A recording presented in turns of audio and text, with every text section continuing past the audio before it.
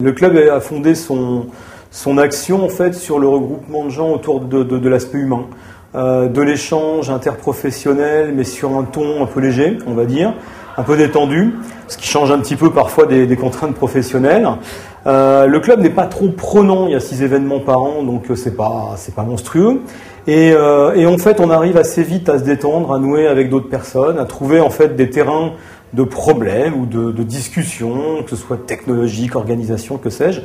Et très vite, il se crée en fait des liens de discussion, des liens d'échange, de se rendre compte que d'autres ont déjà mis en place quelque chose qu'on cherche à faire, quels écueils ils ont pu rencontrer, comment ils ont réussi à les contourner, etc., etc.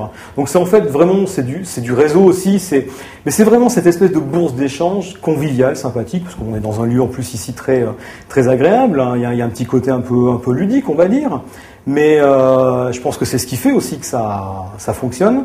Mais il y a vraiment cette envie, ce besoin presque de créer justement cette relation entre les gens, ce côté humain, au point d'avoir créé une amicale, par exemple, pour les DSI en recherche d'emploi, au point de chercher à faire venir des retraités qui ont des expériences à faire partager et du temps à donner. Je dirais tout simplement, quand vous rencontrez un fournisseur, la seule chose qu'il a à vous présenter, c'est son savoir-faire, son expérience. Il va vous parler de clients qu'il a fait, mais on touche très vite du confidentiel. Ici, l'avantage, c'est qu'on cherche à mettre en avant le fournisseur, partenaire même peut-être, par l'expérience d'un autre client.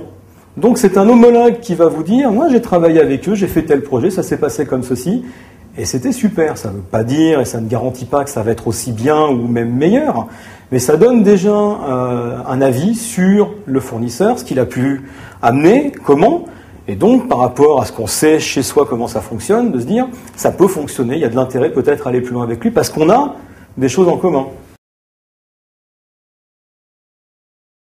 Déjà, il y a le fait de devenir membre, donc il y a un aspect cotisation, c'est pas très onéreux, mais c'est une volonté aussi de participer, voilà, s'engager.